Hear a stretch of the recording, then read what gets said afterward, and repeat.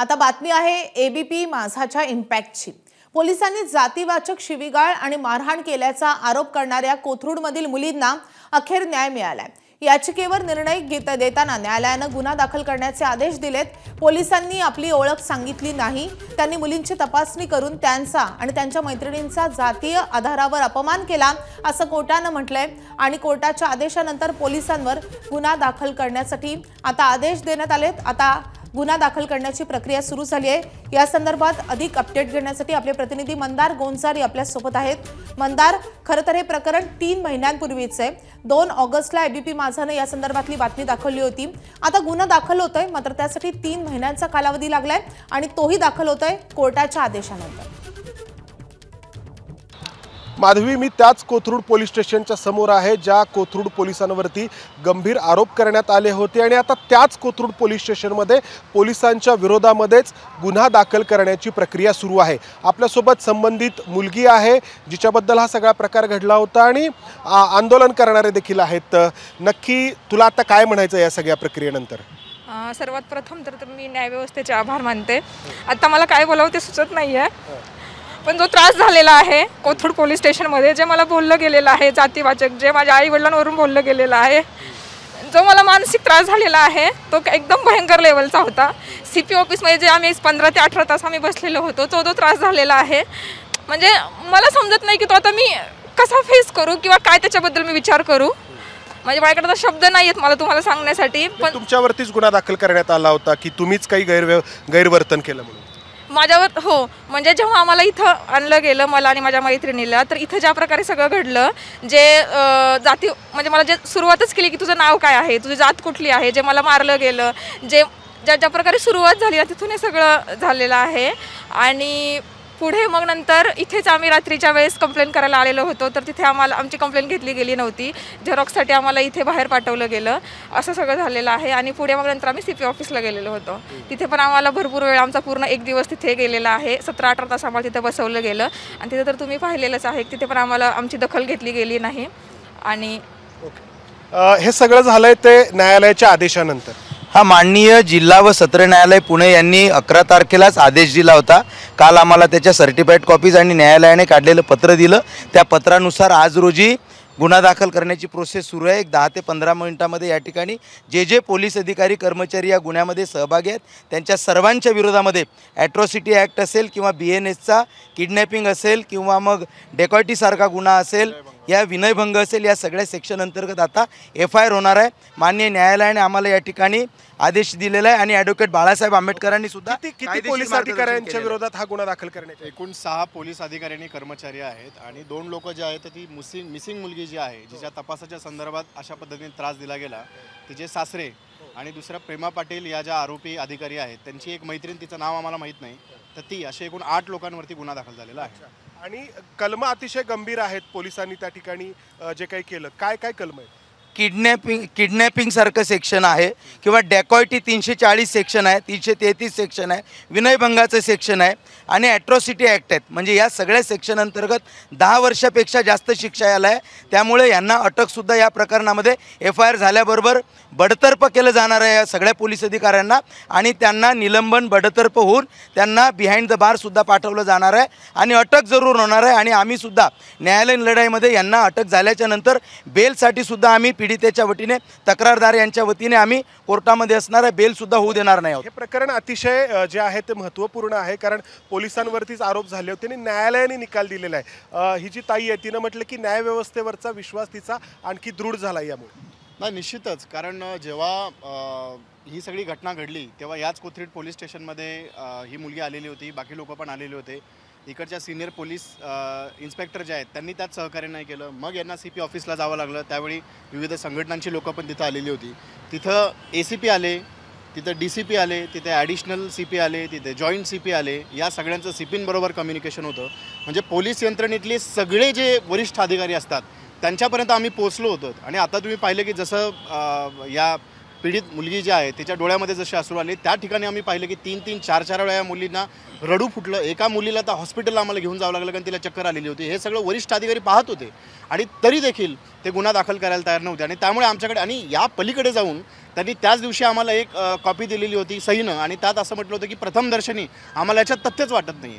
म्हणजे एका दिवसात काही तासांमध्ये यांची चौकशी पण झाली आणि यांनी आम्हाला लेटरही दिलं. त्यामुळे कोर्टाकडे जाण्याशिवाय आम्हाला पर्याय नव्हता. आम्ही कोर्टाकडे गेलो, ही सगळी जी बाजू आहे आम्ही मांडली.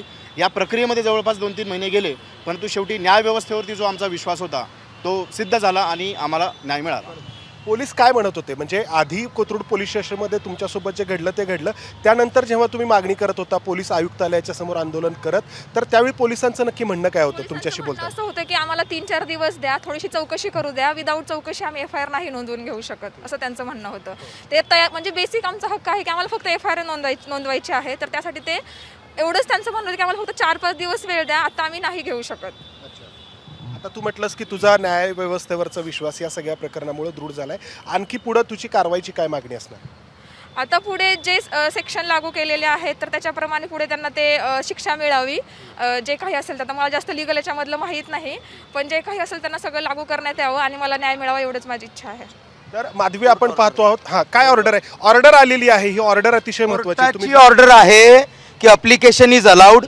The Kothrud police station is directed to register the FIR and carry the investigation through the officer of the rank of assistant commissioner of police.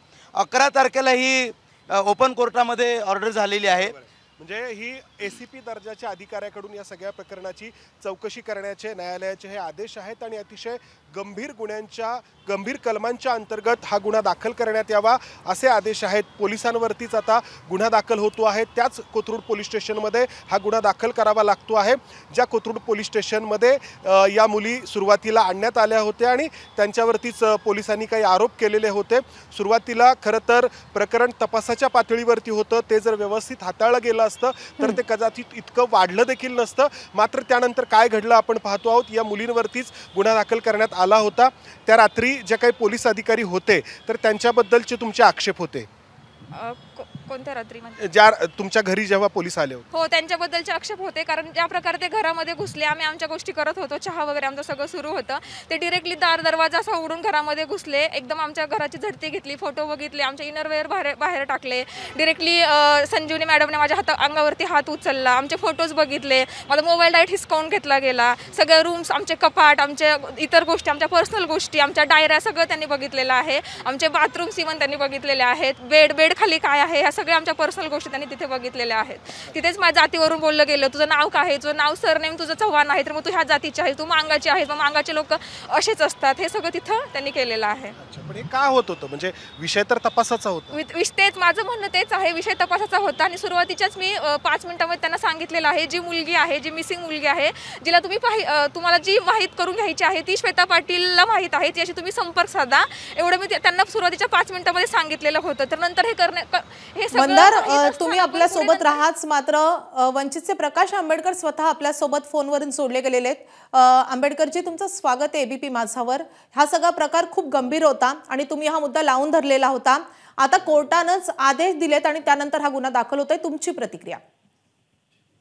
दुर्दैव आहे की देवेंद्र फडणवीस मुख्यमंत्री असताना ते इतर बाबतीत म्हणतात की मी सेन्सिटिव्ह आहे, महिलांच्या बाबतीत अधिक सेन्सिटिव्ह आहे, पण त्यांचं पोलीस डिपार्टमेंट जे आहे ते महिलांना त्रास कसा होईल आणि त्यांचा अपमान कसा होईल याच दृष्टिकोनातून असणारं चाललंय.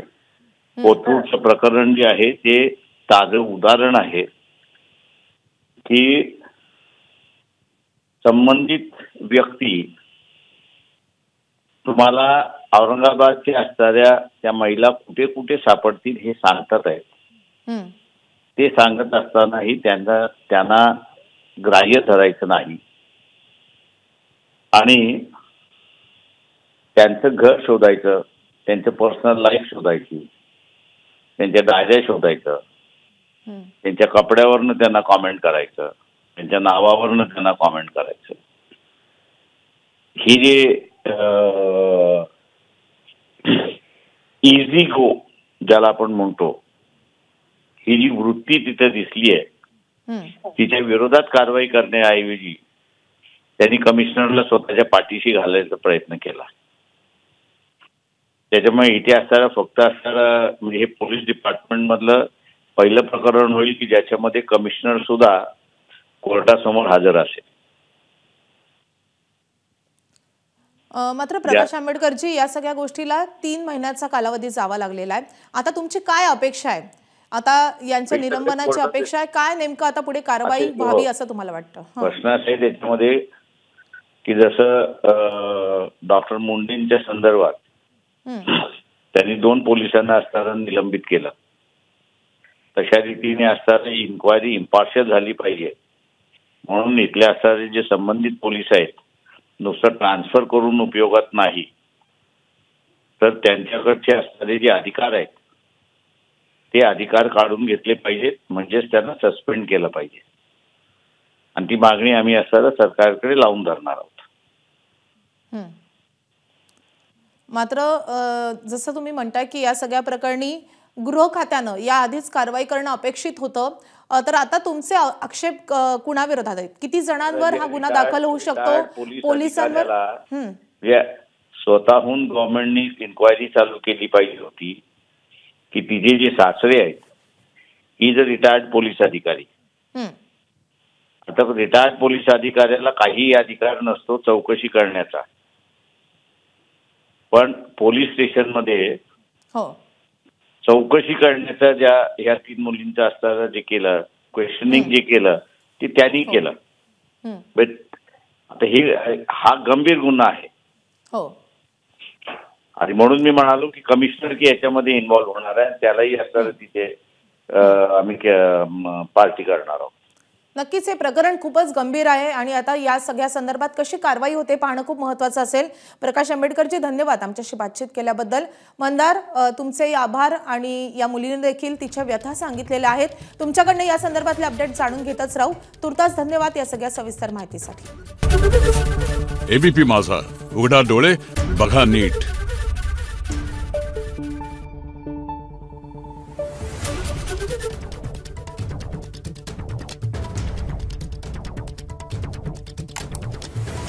Thank you.